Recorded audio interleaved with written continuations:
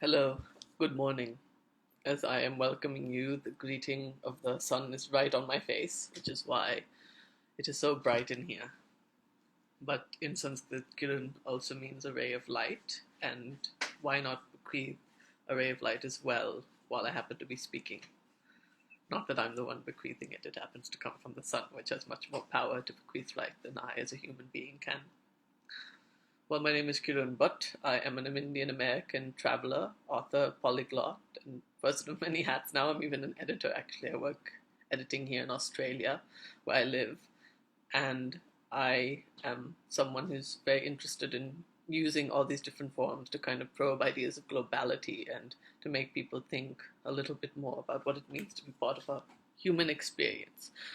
As someone who's lived a little bit everywhere and nowhere, who's from the US but of an Indian background and who has lived in everywhere from China to Peru to Russia to Turkey to Kenya to Egypt to 17, 19 different cities to 12 different countries. I'm someone who's analyzed and explored the world a lot, and from that perspective, I want to create literature. I wanted to create something that belonged to the globe, and so I've been working on a lot of different projects, but my main thing is that I want to make people think globally, and I want to use fiction as a globalizing space. My first book, in a certain way, that has been published and I think is important in this dialogue is a book called We of the Forsaken World. Here's my name, We of the Forsaken World, in Kiran, but it was published this January, and it talks about four different regions that I imagined, like a megalopolis of the rising world where the half rich and the half poor live side by side, or a little city that's destroyed by industrial spill and foreign journalists are coming to tell the tale of it. You have, for example, also one of these middle of nowhere towns where the next town is hundreds of kilometers away and the smallest rumor can destroy a person's reputation.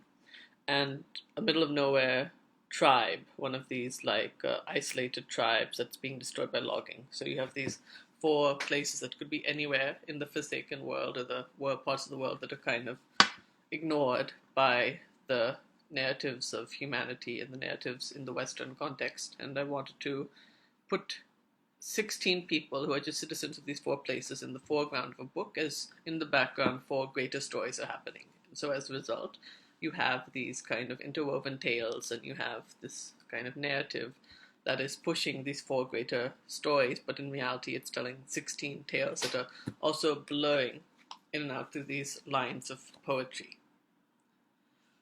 I'm also working right now on a book that is a work of fiction that is going to take place in about 365 countries, regions or nationalities, not yet decided really the full number, but it's going to be digitally streamed. It's going to start next year, next April, and it'll end sometime in 2029, 2030. And I would love to talk more about that project, but it requires its own space, and I also don't really want to take up too much of my time here because I'm meant to be talking about my poetry more than my fiction. But I think that's a project absolutely worth following, and if any of you are interested, I'm sure that Tina will put my Instagram, Twitter, all that, and I'd love for you to get in contact with me. I love to talk to random people, as some of you might know already. So please get in touch. And finally, my poetry. So I started out as a poet when I was much younger, 30 now, and when I was like 16, 17, 18, I would write poetry kind of to wet my teeth in the world of literature, and that was obviously a very different type of poetry, but now I approach poetry as kind of an act of literary and linguistic defiance. I'm someone who speaks 12 languages, and I like to kind of use them for the sake of just playing with words, and poetry for me is a space of experimentation. I don't think I bring, with my fiction, it's more about story and narrative and doing things in that context. With this poetry, I just want to kind of take ideas and concepts and play with them. And so I've written poetry currently in my mother tongue, Kannada, obviously English, Spanish, and let me think, Turkish and Mandarin. And these are all languages that I have some kind of connect with, which as a result has caused me to want to peruse poetry in them. In two of those languages I've published, that's Spanish and Mandarin. I published a book from Taiwan and one in Spain and they're both about different things. In Espanol, the book is called Autobiografía, and it's about, basically, I took my 30 years of life as a person and I condensed each and every one of them into a poem to kind of express like what it means to be a human on this earth. And I, like say 1990 is a poem, 1995 is a poem, etc. And so they're all like these little spaces of, like let me give you an example. Let me first do Spanish, since it's originally from that form, but of course the English will proceed after. So let's do 1992, ¿por qué no? Ve halcones con sus ligamentos, polvorientos a causa del viento, volando con banderas como los que no tienen fronteras. Pero no sé cómo se llaman, y tampoco quiero esforzarme para encontrar la palabra. Cuando grito no sabes que yo, como el idioma, existo por los juegos entre bromas, los giros de la lengua entre sonidos, soy las palabras desechadas, una asunta, una paloma. Y cuando me encuentras, me escuchas, y cuando acabas, no existo, jamás. Hay veces y momentos en los que no me entiendes, hay veces y momentos en los que yo tampoco me entiendo, nada más. Pero en cuanto aprendo a hablar, lo hago con la esperanza de volar. So this is about learning how to speak, because we as all human beings have to eventually, I mean, not all of us, but we. Anyways, the point is, it's a moment when we develop and we're supposed to learn how to speak. And I want to write a poem, 1992, because I was 2, and that was what I was going through. So that's like supposed to represent that.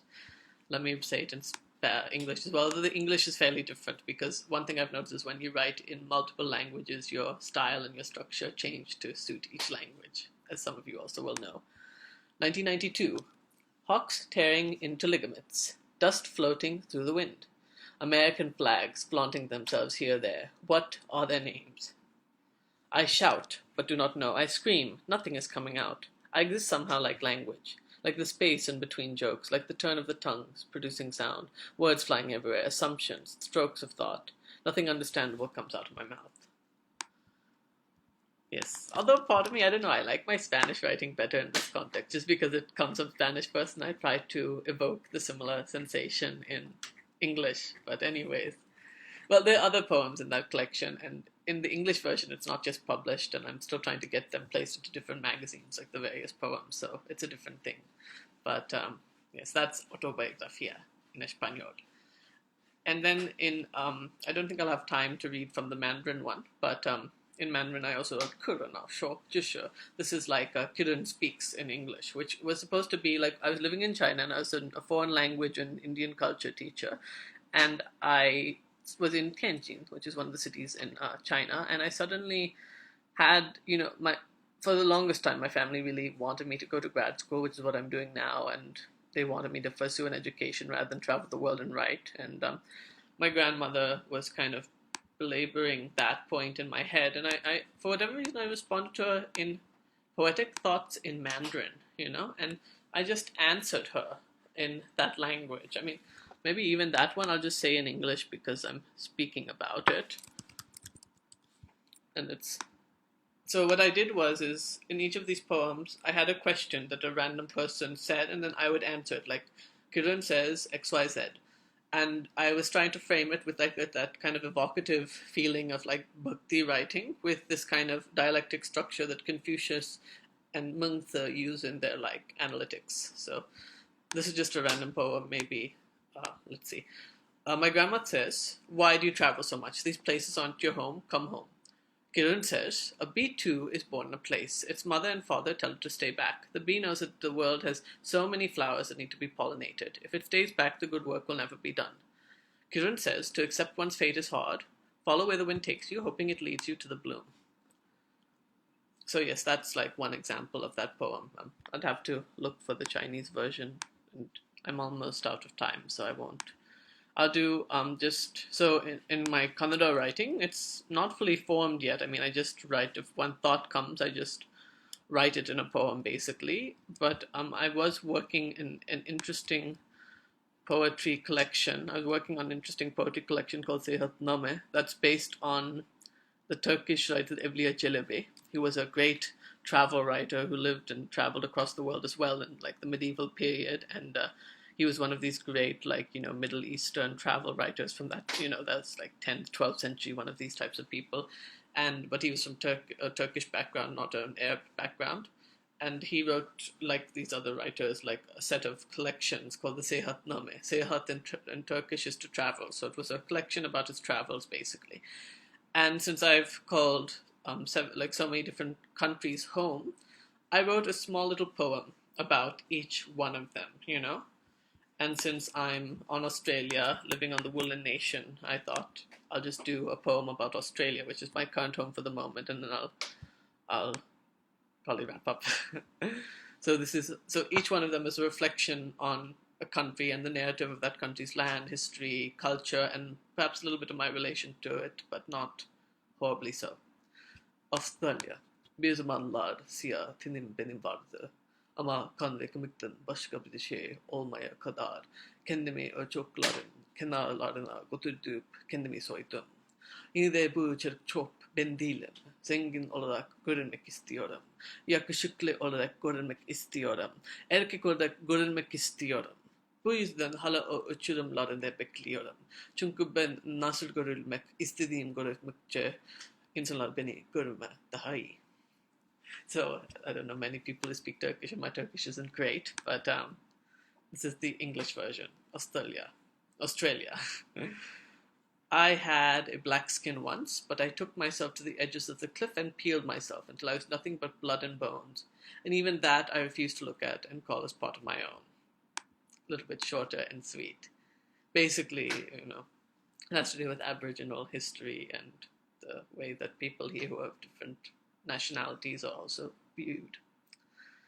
So I want to say thank you for Tina for giving me the space. I really appreciate it, especially since I'm kind of coming up and I want more people to learn about my work. And as I said, please take the time to find me on Instagram, Facebook, Twitter. I'm super active there, and I love to hear from people who are interested in connecting. I think that the ego is here, the arrogance is here, but we also have to learn to just learn from each other, and that's how the world moves and the world gains depth and velocity and volume. So thank you for your time, and I look forward to getting in touch with anyone who chooses to get in touch with me.